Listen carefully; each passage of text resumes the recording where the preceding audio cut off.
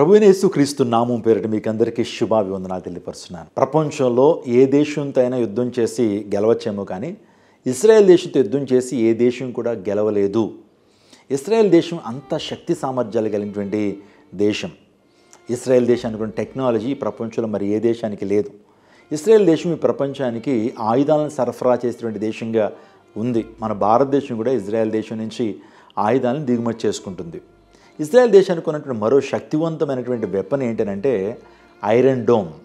Iron dome ఏం చేయగలుగుతుందని ఆలోచన చేస్తే శత్రు రాజ్యాలు ఆ రాజ్యం మీద అంటే ఇజ్రాయెల్ రాజ్యం మీద మిసైల్స్ వేస్తే, బాంబులు వేస్తే ఆకాశంలోనే వాటిని పేల్చగలిగినటువంటి శక్తి సామర్థ్యాలు రాడార్ సిస్టమ్ ఇజ్రాయెల్ సొంతం. మూడవదిగా చెప్పాలంటే ఇజ్రాయెల్ దేశానికి ఉన్నటువంటి మరొక శ్రేష్టమైన శక్తివంతమైనటువంటి ఏజెన్సీ ఏంటంటే మొసాద్. ఈ మాట వింటుంటేనే మన రోమాలు నెక్కబడుచుకుంటున్నాయి. ఎందుకు తెలుసా? మొసాద్ ఎంతో శక్తివంతమైనటువంటి సీక్రెట్ ఏజెన్సీ. ప్రపంచంలో ఏం జరుగుతుందో మొసాద్లో ఉన్నటువంటి ఏజెంట్లు అన్నీ కూడా పరిశీలనతో చూడగలిగినటువంటి వారు. దానికి ఉన్నటువంటి టెక్నాలజీ, దానికి ఉన్నటువంటి ఆ నిశ్చితమైనటువంటి పరిశీలన మరి ఏ సీక్రెట్ ఏజెంట్స్కి లేదని చెప్పచ్చు. ఏం జరుగుతుంది ఇజ్రాయెల్ దేశంలో? గతించిన 1 సంవత్సరం నుంచి ఇజ్రాయెల్ దేశం గురించినటువంటి ఆ వార్తలు మనము చూస్తున్నాం. ఇజ్రాయెల్ దేశం ఎందుకు అంత ప్రాచుర్యం పొందింది? ఎందుకు ఇజ్రాయెల్ దేశం ప్రపంచ వార్తలు నిలుస్తుందనంటే ఇజ్రాయెల్ దేశం గురించి ఆలోచన చేయాలంటే ఇజ్రాయెల్ దేశం యొక్క పుట్టుపూర్వతరాలన్నీ కూడా బైబిల్లో ఉన్నాయి. జగద్రక్షకుడిని యేసుక్రీస్తు ప్రభువారు సర్వమానవాళిని రక్షించడానికి ఈ లోకానికి రక్షకుడిగా అరుదించిన యేసుక్రీస్తు ప్రభువారు ఆ ఇజ్రాయెల్లోనే పుట్టాడు. అంత మాత్రమే కాదు, ఇజ్రాయెల్ దేశం యొక్క పుట్టుపూర్వతరాలని కూడా బైబిల్లో మనం చూస్తుంటాం. ఈ యొక్క దేశాన్ని నాశనం చేయాలని ఆనాడు మాత్రమే కాదు ఈనాడు కూడా అనేక దేశాలు నిత్యము ప్రయత్నం చేస్తున్నాయి. ఎందుకంటే ఇజ్రాయెల్ దేశానికి ఉన్న జ్ఞానం చాలా గొప్పది. ఇజ్రాయెల్ దేశము దేవుని చేత సంరక్షించబడుతుంది. ఇజ్రాయెల్ దేశాన్ని దేవుడే కాపాడుతున్నాడు. అందులో బట్టి దేవుని లేఖనం చెప్తుంది, ఇజ్రాయెల్ని కాపాడువాడు కునుకుడు నిద్రపోడు. ఏం జరుగుతుంది ఇజ్రాయెల్లో అని ఆలోచన చేస్తే హమాస్ అనేటువంటి తీవ్రవాదులు పాలిస్తాన్ దేశంలో ఉంటారు. వాళ్ళు సడన్గా ఇజ్రాయెల్ మీద ఆక్రమణ చేశారు. అనేక మంది సామాన్య ప్రజల్ని పొట్టన పెట్టుకున్నారు. తదుపరి ఇజ్రాయెల్ ఏం చేసిందంటే రివెంజ్తో ఇజ్రాయెల్ దేశం హమాస్ తీవ్రవాదుల మీద విరుచుకుపడ్డారండి. పాలిస్తాన్లో ఉన్నటువంటి హమాస్ తీవ్రవాదులందరూ కూడా తుడిచిపెట్టగలిగారు. ఆ టైంలో మనం జాగ్రత్తగా ఆలోచన చేస్తే రాఫా మీద దాడి చేసి హమాస్ తీవ్రవాదులందరినీ కూడా తుడిచిపెట్టగలిగారు. ఎప్పుడైతే హమాస్ తీవ్రవాదులు హతమయ్యారో, హిజ్బుల్లా తీవ్రవాదులు కొంతమంది హతమయ్యారో, ఆ ఇజ్రాయెల్ దేశానికి చుట్టూ ఉన్నటువంటి అరబ్ దేశాలు ఉన్నాయి. వారి యొక్క ఆలోచన విధానం ఏంటంటే మా దేశాల చుట్టూ కూడా ఏ మతస్థులు ఉండడానికి వీల్లేదు, మా దేశాల చుట్టూ మా మతస్థులే ఉండాలనేటువంటి ఆలోచన ధోరణిది అరబ్బులది. అయితే ఇజ్రాయెల్ దేశం వారి యొక్క పొరుగు దేశంగా ఉంది. ఇజ్రాయెల్ దేశాన్ని క్యాప్చర్ చేసుకోవాలి, ఇజ్రాయెల్ దేశాన్ని ఓడించాలని నిత్యము ప్రయత్నం చేస్తారు. అందును బట్టి ఈ అరబ్ దేశాలు ఏదైతే ఉన్నాయో కొన్ని తీవ్రవాద సంస్థలకు వారు చేతులు కలిపి వారిని ప్రోత్సహించడం మొదలుపెట్టారు. ఆ తీవ్రవాద సంస్థలు ఏంటని ఆలోచన చేస్తే హిజ్బుల్లా, అవి లెబనాన్లో ఉంటుంది. రెండోదిగా ఆ యెమెన్లో ఉన్నటువంటి హ్యూతీ రెబల్స్ అనేటువంటి వారు. ఈ 2 తీవ్రవాద సంస్థలు ఇజ్రాయెల్ మీద పోరాటం చేస్తున్నారు. ఆ తర్వాత హమాస్ అనేటువంటి తీవ్రవాద సంస్థ తెలుసు, పాలస్తీన్లో ఉంటాయి. ఈ 3 కూడా ఇజ్రాయెల్ని ఎలాగన్నా సరే తిప్పికొట్టాలి, ఇజ్రాయెల్ని అంతం చేయాలి, ఇజ్రాయెల్ యొక్క మ్యాప్ను ప్రపంచంలో తుడిచిపెట్టాలని ఎంతగానో ప్రయత్నం చేస్తుంటారు. అలాంటి సందర్భంలో ఇజ్రాయెల్కు ఉన్నటువంటి ఐరన్ డోమ్ వ్యవస్థ వీరు వేస్తున్నటువంటి బాంబ్స్ అన్నింటినీ కూడా తిప్పి కొట్టగలుగుతూ ఉంది. ఏమీ చేయలేకపోతున్నారండి వాళ్ళు. వాస్తవానికి ఎంతో ప్రయత్నం చేస్తున్నారు, ఇజ్రాయెల్ని ఎలాగన్నా నాశనం చేయాలి, ఇజ్రాయెల్కి కొంత డ్యామేజ్ అన్నా చేయాలని ప్రయత్నం చేస్తున్నారు. కానీ ఐరన్ డోమ్ ఎప్పుడైతే ఉందో ఇజ్రాయెల్కి ఉన్న టెక్నాలజీ ద్వారా వారు ఏమీ చేయలేకపోతున్నారు. అలాంటి సందర్భంలో నిజంగా ఇజ్రాయెల్ ఎప్పుడు కూడా విజయాన్ని సాధిస్తున్నారు. రీసెంట్గా ఏం జరిగిందని ఆలోచన చేస్తే హ్యూతీ రెబల్స్ అనేటువంటి వారు ఒక భయంకరమైన కార్యాన్ని జరిగించారండి. వారు ఏం చేశారంటే సూపర్ సోనిక్ మిజైల్స్ని ఇజ్రాయెల్ దేశం మీదకి పంపించారు. నిజంగా హైపర్ సోనిక్ మిజైల్స్ ఎంత పవర్ఫుల్ అంటే సౌండ్ కంటే 5 రెట్లు వేగంగా ప్రయాణించగలిగినటువంటి శక్తి సామర్థ్యాలు సూపర్ సోనిక్ మిజైల్స్కి ఉన్నాయి.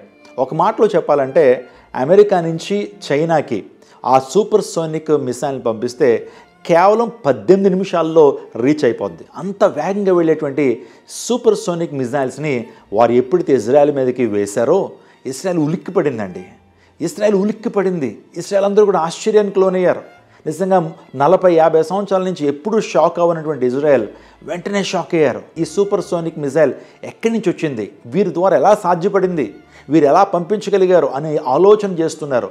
అంత మాత్రమే కాకుండా ఇజ్రాయెల్ దేశంతో పాటు అమెరికా కూడా ఉలిక్కిపడింది. వీరి వల్ల ఎలా సాధ్యపడింది ఆలోచన చేస్తే వారికి సహకరించింది రష్యా అనేటువంటి విషయం వారికి అర్థమైంది. ఎందుకు రష్యా వారికి ఈ సూపర్ సోనిక్ మిసైల్ని ఎందుకు ఇచ్చిందని ఆలోచన చేస్తే వాస్తవానికి రష్యాకి ఉక్రెయిన్కి వార్ జరుగుతుంది. అమెరికన్స్ ఏం చేస్తున్నారంటే ఉక్రెయిన్కి సహకారం అందిస్తున్నారు. వారికి ఆ టెక్నాలజీ ఇస్తున్నారు, ఆ తర్వాత మిజైల్స్ ఇస్తున్నారు. కొన్ని వేల మిలియన్ డాలర్స్ని ఉక్రెయిన్కి సహాయం చేస్తూ రష్యా మీద పోరాటం చేయడానికి ఉక్రెయిన్ సహాయం చేస్తుంది. ఇప్పుడు అమెరికా ఇజ్రాయెల్ మిత్ర దేశాలు. ఇప్పుడు ఇజ్రాయెల్కి కూడా అమెరికా దేశం ఎంతగానో సాయం చేస్తుంది కాబట్టి రష్యా దేశం తీవ్రవాద సంస్థలైనటువంటి హమాస్కి హ్యూతీ రెబల్స్కి సహాయం చేస్తుందండి. ఆర్థిక సహాయాన్ని ఇస్తుంది, ఆ తర్వాత ఆయుధాలు సహకారం అందిస్తాం. వాస్తవానికి ఏ మిసైల్ అయినా సరే ఐరన్ డోమ్ గాల్లోనే పేల్చగలుగుతుంది, కానీ సూపర్ సోనిక్ మిజైల్ని, హైపర్ సోనిక్ మిజైల్ని ఐరన్ డోమ్ ఆపలేకపోయింది, డేవిడ్ స్లింగ్ ఆపలేకపోయింది. ఇజ్రాయెల్ కలవరపడ్డారు. నిందాడు చెప్పాను, 40-50 సంవత్సరాల నుంచి ఎప్పుడు ఇంత కలవరానికి లోనవ్వలేదు ఇజ్రాయెల్. కానీ ఎప్పుడైతే super sonic and hyper sonic missiles వచ్చినాయో కలవరపడ్డారు. ఇప్పుడు ఏం చేయాలి, వారిని తిరిగి తిప్పికొట్టగలగంటే ఏం చేయాలని చెప్పి ఇజ్రాయెల్ దేశం బాగా ఆలోచన చేసిందండి.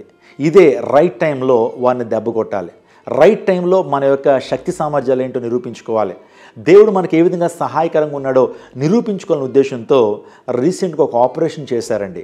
ఆపరేషన్ నిజంగా ప్రపంచవ్యాప్తంగా అనేక మంది ఆశ్చర్యపడిపోయారు. ఇజ్రాయెల్ దేశం యొక్క గొప్పతనం మరొకసారి బయటపడింది. ఇజ్రాయెల్ దేశం ఎంత పవర్ఫుల్లా, ఇజ్రాయెల్ దేశం ఎంత గొప్పగా ఆలోచన చేస్తుందా, ఇజ్రాయెల్ దేశంలో మొసాద్ ఎంత పవర్ఫుల్ అని ప్రపంచం అంతా కూడా ఈరోజు ఆశ్చర్యపడిపోతున్నారు. ఏం చేశారు ఇజ్రాయెల్ అని ఆలోచన చేస్తే ఈ యొక్క తీవ్రవాదులు ఎవరైతే ఉన్నారో వారు హిజ్బుల్లా తీవ్రవాదులు, హమాస్ తీవ్రవాదులు, ఆ తర్వాత హ్యూతీ రెబల్స్ తీవ్రవాదులు ఎక్కడైతే ఉంటారో ఆ ప్రాంతాలని పసిగట్టగలిగారు. ఈ తీవ్రవాదుల దగ్గర, ఈ టెర్రరిస్టుల దగ్గర పేజర్స్ ఉన్నాయండి. పేజర్స్ అంటే మీకు అర్థం కావాలి, మనందరికీ ఫోన్స్ తెలుసు, మొబైల్ ఫోన్స్ తెలుసు, కానీ మొబైల్ ఫోన్స్ రాకముందు పేజర్స్ అనేటువంటి ఉండేవి. ఆ పేజర్స్ని ఎలా ఉపయోగించేవారంటే మెసేజ్లు పంపించడానికి మాత్రం ఉపయోగించేవారు. అంటే కోడ్ భాషలో మెసేజ్లు పంపించేటువంటి వారు. నాకు కూడా పేజర్స్ తెలుసు. ఆ పేజర్ని చాలామంది వాడుతుండే, జస్ట్ మెసేజ్ మాత్రం పంపించుకోవచ్చు. వాస్తవానికి హిజ్బుల్లా తీవ్రవాదులు, హ్యూతీ తీవ్రవాదులు వారు ఫోన్స్ వాడలేదండి. ఎందుకంటే ఫోన్స్ వాడితే ఇజ్రాయెల్ గూఢచార సంస్థ అనేటువంటి మొసాద్ దాన్ని హ్యాక్ చేస్తుందనే ఉద్దేశంతో ఫోన్స్ ఎవరు వాడలేదని మొసాద్ తెలుసుకున్నారు. అందును బట్టి వారందరూ వాడుతుందంటే పేజర్స్ వాడుతున్నారండి. అలా వాడుతున్నప్పుడు ఇజ్రాయెల్ గూఢచార సంస్థ మొసాద్ ఎక్కడి నుంచి కొంటున్నారు ఈ యొక్క పేజెస్ని ఆలోచన చేస్తే వారు తైవాన్ నుంచి వీటిని కొనుక్కుంటున్నారనే విషయం ఆ మొసాద్కి అర్థమైంది. వారు గోల్డ్ అపోలో కంపెనీ నుంచి కొంటున్నారని మొసాద్ పసిగట్టగలిగింది. అందుని బట్టి మొసాద్ ఎలా ఇన్ఫ్లుయెన్స్ చేశారో తెలియదు, ఆ యొక్క తైవాన్లో ఉన్న ఆ కంపెనీని వారు కొనేయగలిగారండి. వారు ఏమని ఇన్ఫ్లుయెన్స్ చేశారంటే మీరు తీవ్రవాదులకి పేజెస్ ఇస్తున్నారు కదా, అందులో ఎక్స్ప్లోసివ్, అందులో ఒక బాంబుని ఇన్సెట్ చేయండి అని వారికి ఎప్పుడైతే చెప్పగానే వారు ఇజ్రాయెల్ యొక్క మాటకు లోబడ్డారు. మరి ఎలా ఇన్ఫ్లుయెన్స్ చేస్తారో తెలియదు, డబ్బు ఇచ్చారో లేకపోతే భయపెట్టారో మనకు తెలియదు. మొసాద్కున్న ఆ పవర్ అలాంటిది. ఆ పేజెస్లో పేలుడు పదార్థాన్ని అందులో ఉంచి దానికి బ్యాటరీకి దగ్గరగా ఆ పేలుడు పదార్థాన్ని ఉంచారండి. ఇజ్రాయెల్ ప్లాన్ ఏంటంటే ఎట్ ఏ టైం ఆ పేజర్స్ అన్నీ కూడా బ్లాస్ట్ అవ్వాలని ఒక ప్లాన్ చేశారండి. ప్లాన్ చేసి సో వెరీ రీసెంట్గా ఇజ్రాయేలీలు ఆ పేజెస్ అన్నింటి కూడా సక్సెస్ఫుల్గా బ్లాస్ట్ చేయగలిగారు. ఎవరి దగ్గర ఉన్న ఆలోచన చేస్తే ఉగ్రవాదుల దగ్గర ఆ పేజెస్ ఉన్నాయి. ఆ బ్లాస్ట్ చేసే ముందు ఆ ఉగ్రవాదులందరికీ కూడా ఒక మెసేజ్ పంపించారండి. ఆ మెసేజ్ పంపించినప్పుడు వారందరూ కూడా ఏం చేశారంటే మెసేజ్ రాగానే ఇలా చూసుకుంటారు కదా, అలా చూసుకున్నప్పుడు ఎప్పుడైతే అది బ్లాస్ట్ అయిందో చాలామంది కంటి చూపును కోల్పోయారు. అంత మాత్రమే కాకుండా చాలామంది ప్యాంట్స్లో పెట్టుకున్నారు, ఆ ప్యాంట్స్లో బ్లాస్ట్ అయింది. చాలామంది పైన పెట్టుకున్నారు, బ్లాస్ట్ అయ్యి సుమారు 20 మంది చనిపోయారు. సుమారుగా 4,000 మంది గాయాలు పాలయ్యారు. చాలామంది చూపును కోల్పోయారు. ఈ విధంగా వారి దేశాన్ని కాపాడుకోగలిగారు. నిజంగా ఆశ్చర్యపోయారండి. ప్రపంచం అంతా కూడా ఇది ఆశ్చర్యపడిపోతూ ఉంది. మొసాద్కి ఎంత దివ్య దృష్టితో వారు బిహేవ్ చేస్తారా, ఇంత నెట్వర్క్ ఉందా ప్రపంచవ్యాప్తంగా, ఉగ్రవాదుల్ని ఈ విధంగా కూడా వారిని అణిచివేయచ్చా, యుద్ధాన్ని వారు చేశారండి. చాలామంది అనుకుంటారు వారి మీద మిసైల్స్ పంపించారు, బాంబ్స్ పంపించారు అని అనుకున్నారు, కానీ వారి దగ్గర ఉన్న పేజర్స్నే ఒక బాంబుగా ఉపయోగించుకున్నారండి. ఎంత తెలివితేటలు వారికి ఉందో మీరు ఆలోచన చేయండి, ఎంత జ్ఞానం వారికి ఉందో మీరు ఆలోచన చేయండి. ప్రపంచవ్యాప్తంగా ఇజ్రాయెల్లో ఉన్నటువంటి నోబెల్ లారెట్స్ మరి ఎక్కడా కూడా లేరండి. ఇజ్రాయెల్ దేశము అనేకమైనటువంటి టెక్నాలజీని ప్రపంచానికి అందించింది, అనేక బాంబ్స్ని ప్రపంచానికి అందించింది. అగ్రికల్చరల్ కన్సల్టెంట్స్గా వారు ఉన్నారు. వారు పండించినట్లుగా ఈ ప్రపంచంలో ఏ ఒక్కరు కూడా పంటలు పండించలేరు, ఫ్రూట్స్ పండించలేరు. ఇంకో మాటలో చెప్పాలంటే డ్రిప్ ఇరిగేషన్ ఆ దేశం నుంచే ప్రపంచానికి ఇంట్రడ్యూస్ చేయబడింది.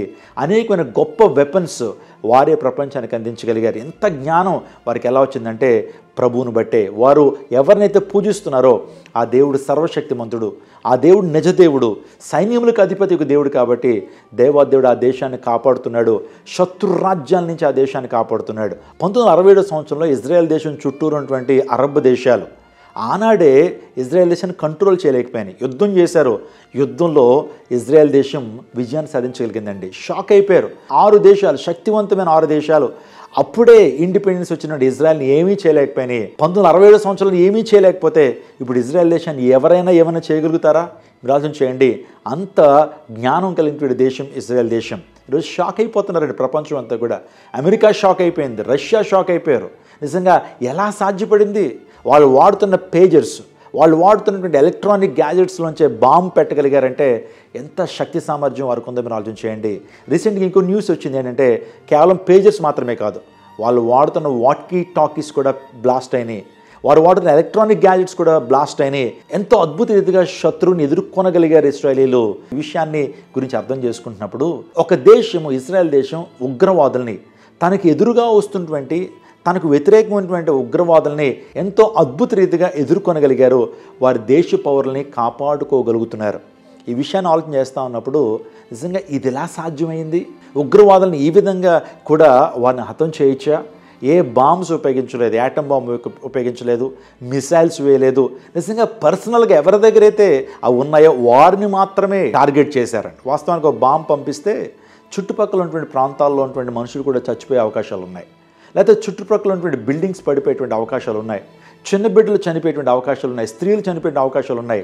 అందుని బట్టే వారు వాడుతున్నటువంటి ఆ పేజర్స్లోనే బాంబు పెట్టగలిగారు. ఆ పేజర్స్లోనే పేలుడు పదార్థాన్ని పెట్టగలిగి దాన్ని బ్యాటరీకి దగ్గరగా చేసి ఎప్పుడైతే అన్నీ కూడా ఒక్కసారే బ్లాస్ట్ చేయడానికి ప్రోగ్రామ్ చేశారండి. నిజంగా ఎంత గొప్ప జ్ఞానం ఉందో మీరు ఆలోచన చేయాలి. నాకు అనిపించింది ఇది ఇజ్రాయెల్ చేతిలో ఉంది కాబట్టి ఉగ్రవాదులను చంపడానికి ఉపయోగించారు. అదే ఉగ్రవాదుల చేతుల్లోకి టెక్నాలజీ వెళ్తే సామాన్య పౌరుల యొక్క పరిస్థితి ఏంటి? ఈరోజు ప్రపంచంలో ఉన్నటువంటి మనుషులకి భద్రత ఉందంటారా? ఉగ్రవాదుల చేతులు, నేను ఐసిస్ తీవ్రవాదులకి, హిజ్బుల్లా తీవ్రవాదులకి, ఆ తర్వాత హ్యూతీ రెబెల్స్కి, వారికి ఈ టెక్నాలజీ వారి చేతుల్లోకి వెళ్తే నిజంగా ఏ దేశంలో ఎవరినైనా టార్గెట్ చేయొచ్చు. మనందరి చేతిలో ఫోన్స్ ఉన్నాయండి ఈ రోజున. మరి ఏ దేశమైనా సరే ఈ టెక్నాలజీ ఉపయోగించుకుని ఆ యొక్క ఫోన్స్లో పేలుడు పదార్థాల నుంచి బ్లాస్ట్ చేస్తే మనలో చాలామంది చనిపోతాం. ఈ విషయాన్ని గురించి ఆలోచన చేస్తున్నప్పుడు నాకు బైబిల్లోని ప్రవచనాలు గుర్తొచ్చినాయండి. ఈ ప్రపంచాన్ని ఒక యాంటీ క్రైస్ట్ ఏలబోతున్నాడు. ఒకే రాజ్యం రాబోతూ ఉంది, ఒకే ఎకానమీ రాబోతూ ఉంది, ఒకే రాజకీయ వ్యవస్థ రాబోతూ ఉంది. ఆ రాజకీయ వ్యవస్థలో ఒకడు ఏలబోతున్నాడు, ప్రపంచాన్ని అంతా ఒకడు ఏలబోతున్నాడు. ఇవన్నీ కూడా ఆలోచన చేస్తున్నప్పుడు బైబిల్ ప్రవచనాలు నెరవేర్చబడుతున్నాయండి. బైబిల్ ఎగ్జాక్ట్లీ ఇజ్రాయెల్ దేశం మీదకి రష్యా అనేటువంటి దేశం అది యుద్ధానికి వస్తుందని. ఈ రోజున ఇజ్రాయెల్ దేశానికి ప్రధానమైన శత్రువు రష్యా అండి. రష్యా ఏ సూపర్ సోనిక్ మిజైల్ని ఇజ్రాయెల్ దేశం మీద పంపించడానికి హిజ్బుల్లా తీవ్రవాదులకి, హ్యూతీ రెబెల్స్కి సహాయం చేసింది. ఈరోజు ఎంతో ఫండింగ్ వాళ్ళకి ఇస్తుంది రష్యా. ఎందుకు తెలుసా? అమెరికాకి వ్యతిరేకంగా ఉండాలని. అమెరికా ఇజ్రాయెల్ దేశాన్ని సహకరిస్తుందని, మిత్ర దేశాలు ఎలాగన్నా సరే ఈ రెండు దేశాలని ప్రపంచవ్యాప్తంగా పడగొట్టి రష్యా సూపర్ పవర్ అవ్వాలి అనే ఉద్దేశంతో ఆ యొక్క తీవ్రవాదులకి సహకరిస్తుంది రష్యా. ఇవన్నీ చూస్తూ ఉన్నప్పుడు ఒక విషయం నాకు సూటిగా అర్థమవుతుంది. దేవుని యొక్క రెండవ రాకడ అతి సమీపంగా ఉంది. ఇజ్రాయెల్ దేశంలో జరుగుతున్న యుద్ధాలు కావచ్చు, ఇజ్రాయెల్ దేశాన్ని ఏ విధంగా అణిచివేయాలని అరబ్ దేశాల ప్రయత్నం కావచ్చు, మూడవ మందిరం కట్టేస్తారన్న ఉద్దేశంతో ఈ దేశాలన్నీ కూడా ముందుగానే ఇజ్రాయెల్ దేశాన్ని అణిచివేయడానికి ప్రయత్నం చేస్తున్నాయి. మూడవ టెంపుల్ ఖచ్చితంగా కట్టబడుతుంది. ఆ మూడవ టెంపుల్ ఎప్పుడైతే కట్టబడుతుందో యేసుక్రీస్తు ప్రభు యొక్క రాకడ దినం ఆసన్నమవుతుంది.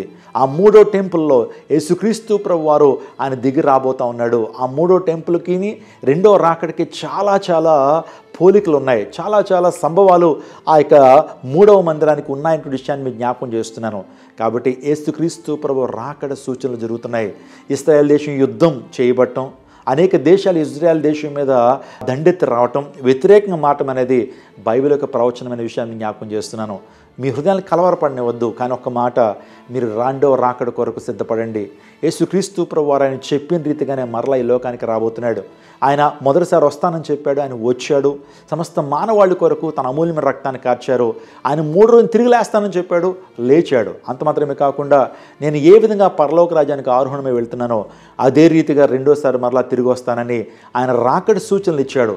అక్కడక్కడ యుద్ధాలు జరుగుతాయి, భూకంపాలు కలుగుతాయి, కరువులు సంభవిస్తాయి, అనేకుల్లో ప్రేమ చల్లారిపోతుంది, అనేకమైన భయంకరమైన కృత్యాలు, భయంకరమైన కార్యాలు ప్రపంచంలో చేసుకుంటాయి. అంజూరపు చెట్టు లేతదై చిగురించినప్పుడు వసంతకాలం వస్తుందనేటువంటి ఆ ప్రవచనం అన్నీ కూడా నెరవేర్చబడతా ఉన్నాయి. యేసుక్రీస్తు ప్రభు అతి సమీపంగా రానే ఉంటున్నాడు. అందుని బట్టి ఎవరైతే యేసుక్రీస్తు ప్రభు తమ సొంత రక్షణ అంకరిస్తారో, యేసును రాజుగా వారి జీవితంలో ప్రతిష్ఠించుకుంటారో ఆ రెండవ రాకళ్ళు ఎత్తబడతారు. దేవునితో యుగయుగాలు, దేవునితో తరతరాలు, దేవునితో సదాకాలము ఉండేటువంటి కృపను పొందుకుంటారు. నిజంగా ఈ యొక్క మొసాద్ ఎంత జ్ఞానం కలిగి అది తన దేశాన్ని కాపాడుకుంటుందో మనం చూస్తున్నప్పుడు, మన దేవుడు మొసాద్ కంటే శక్తివంతమైనటువంటి వాడు. ఇశ్రాయేలుని కాపాడువాడు కొనుకుడు నిద్రపోవడం దేవుని లేఖలు సెలవిస్తున్నాయి. నిన్ను కాపాడడానికి యేసుక్రీస్తు ప్రభువారు ఆయన జ్ఞానాన్ని ఆయన వినియోగిస్తున్నాడు. నిన్ను రక్షించడానికి ఆయన ఎంతగానో ప్రయాసపడుతున్నాడు. నువ్వు రక్షించబడాలని ఆయన తన అమూల్యమైన రక్తాన్ని నీ కోసం కార్చారు. అందును బట్టి ఇజ్రాయెల్ క్షేమం కోసం ప్రార్థన చేద్దాం. ప్రపంచంలో ఈ అలజడులు, ఈ యొక్క భయంకరమైన వాతావరణం ఎలాగైనా తగ్గించబడాలని ప్రార్థన చేద్దాం. ఈ యుద్ధాలు 3వ ప్రపంచ యుద్ధానికి అవి కారణాలుగా ఉండకుండా ప్రపంచ శాంతి కోసం మనందరం ప్రార్థన చేద్దాం. God bless you. God bless Israel. God bless our India.